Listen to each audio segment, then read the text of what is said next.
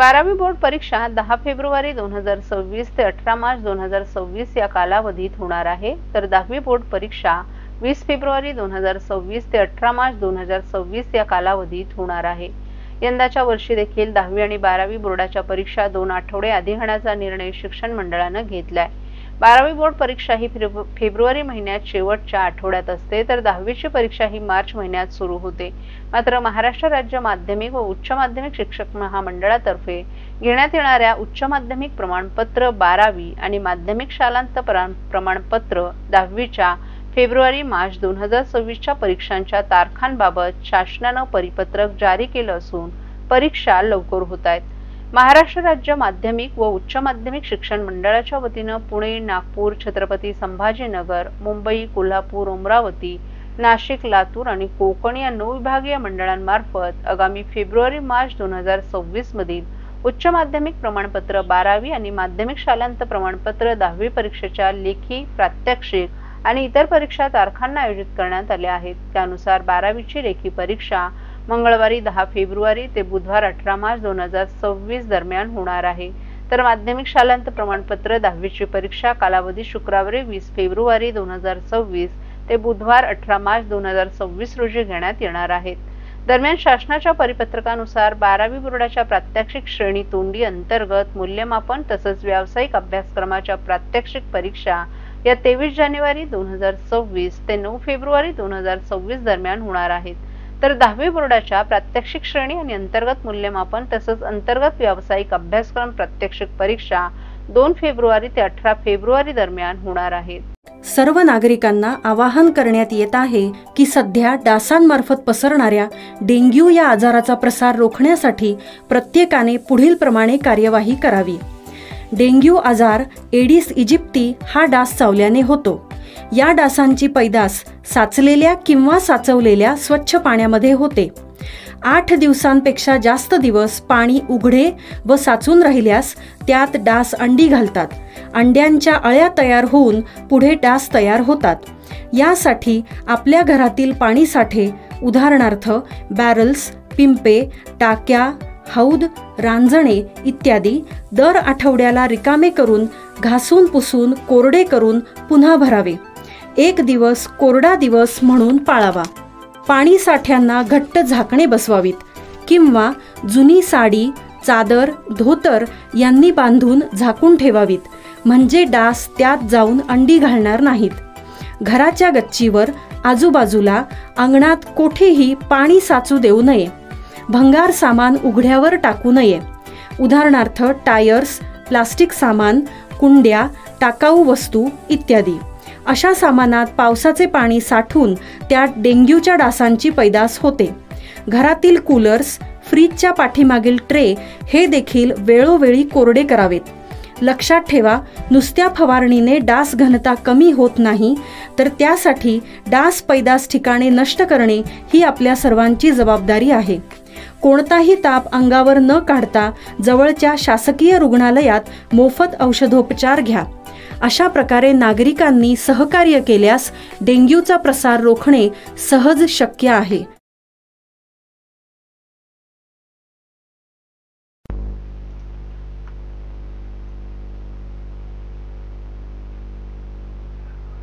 राज्यातील एका आमदाराला अश्लील संदेश पाठवून त्याला हनी ट्रॅपमध्ये अडकवण्याचा प्रयत्न करून खंडणी मागणाऱ्या तरुणाला चितळसर पोलिसांनी कोल्हापूर येथून अटक केली आहे। मोहन पवार वय वर्ष 26 असे या आरोपीचं नाव असून तो महिला असल्याचं भासवून समोरील व्यक्तीशी चॅट करत असे। त्याने यापूर्वी किती जणांना फसवलंय याचा तपास पोलीस करत आहेत। तसंच यामध्ये काही राजकीय कट कारस्थान आहे का याचाही पोलीस तपास करत आहेत।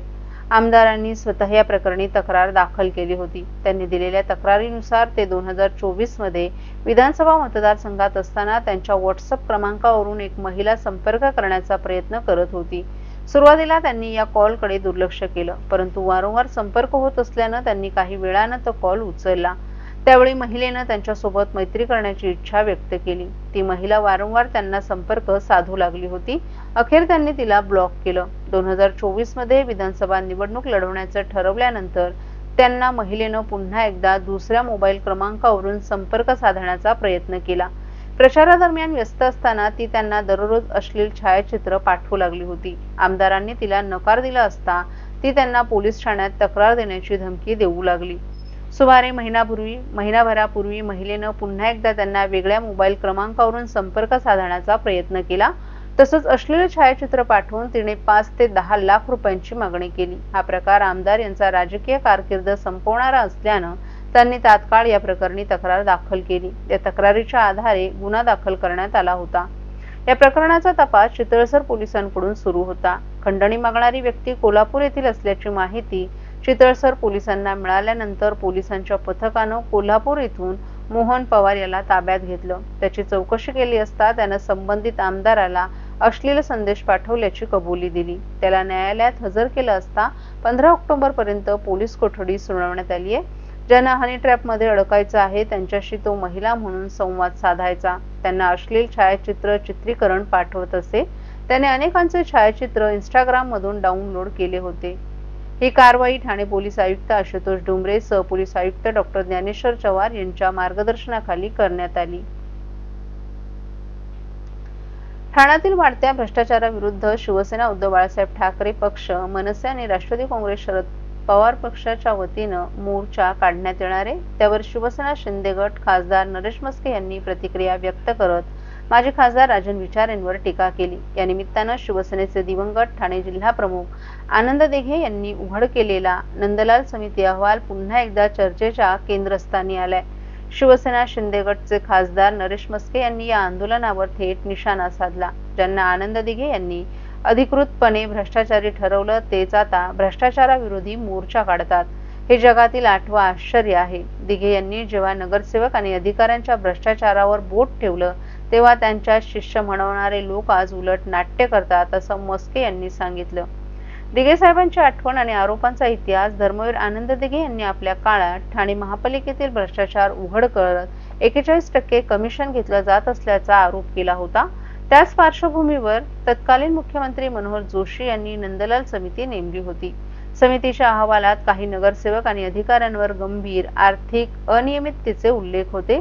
त्यात राजन विचार यांचंही नाव होतं. त्यानेच 2017 साली ठाणे महापालिकेत या अहवालावर दप्तरी दाखल केलाय असा आरोपही मस्के यांनी केलाय. दिघे यांनी ज्यांच्यावर भ्रष्टाचाराचे ठोस आरोप केले तेच आज भ्रष्टाचार विरोधी मोर्चे नेते बनले असल्याचंही त्यांनी सांगितलं. जर आनंद दिघे यांनी केलेले आरोप खोटे असतील तर विचारे यांच्या सोबत असलेल्या केदार दिघे यांनी याचं उत्तर द्यावं. आनंद दिघे हे खोटे होते का हे त्यांनीच स्पष्ट करावं. ज्यांच्यावर नंदलाल समितीने आरोप केले तेच आज सत्ताधाऱ्यांवर बोट ठेवतात हे चुकीचं आहे. भ्रष्टाचार विरोधात मोर्चा काढण्याआधी त्यांनी आत्मपरीक्षण करणं गरजेचं असल्याचंही मस्के यांनी सांगितलं. ठाणे महानगरपालिकेच्या स्वतःच्या पाणीपुरवठा योजनेतील पीसी आणि टेमघर जलशुद्धीकरण केंद्रातील उच्चदाब सबस्टेशनमधील आवश्यक कामं करणं, कंट्रोल पॅनलची दुरुस्ती, ट्रान्सफॉर्मर ऑइल फिल्टरेशन करणं आणि इतर आवश्यक कामं बुधवारी 15 ऑक्टोबर रोजी करण्याचं नियोजन करण्यात आले. त्या अनुषंगानं बुधवारी 15 ऑक्टोबर रोजी सकाळी 9 ते रात्री 9 वाजेपर्यंत 12 तासांचा स्वतःच्या पाणीपुरवठा योजनेचा शटडाऊन घेणं आवश्यक आहे. या दिवशी मिसेस टेम प्राधिकरणाचा पाणी पुरवठा झोनिंग पद्धतीनं सुरू ठेवण्यात येणार आहे. या अनुषंगानं 15 ऑक्टोबर रोजी सकाळी 9 ते रात्री 9 वाजेपर्यंत Ghodbunder road, Vartaknagar, Ritu park, jail, Gandhinagar, Rustomjee, Siddhachal, Samtanagar, Siddheshwar, Eternity, Johnson आणि कळव्याच्या काही भागात 12 तासांसाठी पाणी पुरवठा पूर्णपणे बंद राहील. या शटडाऊनमुळे पाणीपुरवठा पूर्वपदावर येईपर्यंत पुढील 1 ते 2 दिवस कमी दाबाने पाणी पुरवठा होण्याची शक्यता आहे. तरी नागरिकांनी पाण्याचा योग्य तो साठा करून ठेवावा आणि ठाणे महानगरपालिकेस सहकार्य करावे असं आवाहन पाणी पुरवठा विभागाच्या वतीनं करण्यात आलंय.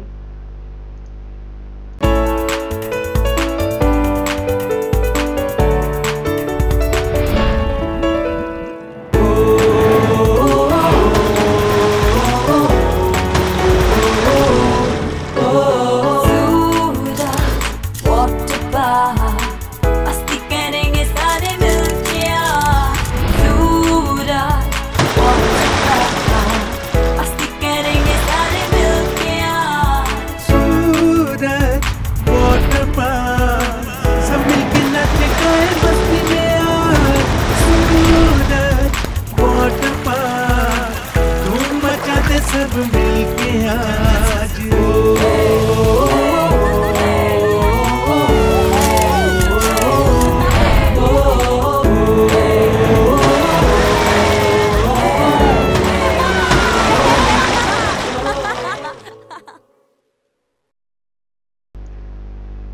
हिरानंदानी येथील राजमाता जिजाऊ उद्यानातील नूतनीकरण आणि सुविधांबाबत आमदार संजय केळकर यांनी ठाणे महापालिकेचे आयुक्त सौरभ राव यांची भेट घेऊन चर्चा केली। यावेळी त्यांच्यासोबत विधान परिषद सदस्य ॲडव्होकेट निरंजन डावखरे देखील उपस्थित होते। राजमाता जिजाऊ उद्यानासाठी राज्य शासनाने 4 कोटींचा निधी मंजूर केला असून त्याच्या नूतनीकरणाचे काम सुरू आहे। त्याबाबतचा आराखडा आयुक्तांनी दाखवला। यावेळी केळकर यांनी विविध सूचना केल्या आहेत। अनेक उद्यानांच्या नूतनीकरणासाठी किंवा नव्याने निर्मिती करण्यासाठी खासदार आमदारांचा निधी वापरला जातो, परंतु कालांतराने या उद्यानांकडे दुर्लक्ष झाल्याने त्यांची दुरावस्था होते। हे टाळण्यासाठी एनजीओना उद्यानांची जबाबदारी द्यावी, उद्यानांच्या जोपासनेसाठी महापालिकेने आर्थिक तरतूद करावी, अशी सूचना केळकर यांनी केली आहे। राजमाता जिजाऊ उद्यानात तुर्तास जिजाऊंचं तैलचित्र स्थापन करण्यात यावं। पुढील काळात मंजुरी मिळाल्यानंतर पुतळा उभारण्यात यावा, यावर आयुक्तांनी सहमती दर्शवली आहे। काही दिवसांपूर्वीच या उद्यानातील राजमाता जिजाऊ उद्यान या नावाचे फलक उद्यान विभागाकडून काढण्यात आल्याने मराठा समाज आक्रमक झाला होता। मराठा आंदोलकांनी केलेल्या मागणीनुसार आयुक्तांनी हा फलक पुन्हा उभारण्याचे मान्य केल्याचं केळकर यांनी सांगितलं। आमदार संजय केळकर यांनी अधिकाऱ्यांच्या भ्रष्ट कारभारावर यावेळी टीका केली। अनधिकृत बांधकाम तोडण्यासाठी जागरूक नागरिकांना दरवेळी न्यायालयात जावं लागतं। कोर्टाच्या आदेशानंतरच कारवाई केली जाते। ही बाब संतापजनक आहे। प्रशासनाने वेळीच कारवाई करावी। केवळ निवडणूक आली म्हणून आंदोलन न करता भाजप वर्षभर नागरिकांच्या सोयी सुविधांसाठी सक्रिय असतो, भ्रष्टाचारावर आसूड ओढत असतो, असंही केळकर यांनी स्पष्ट केलंय।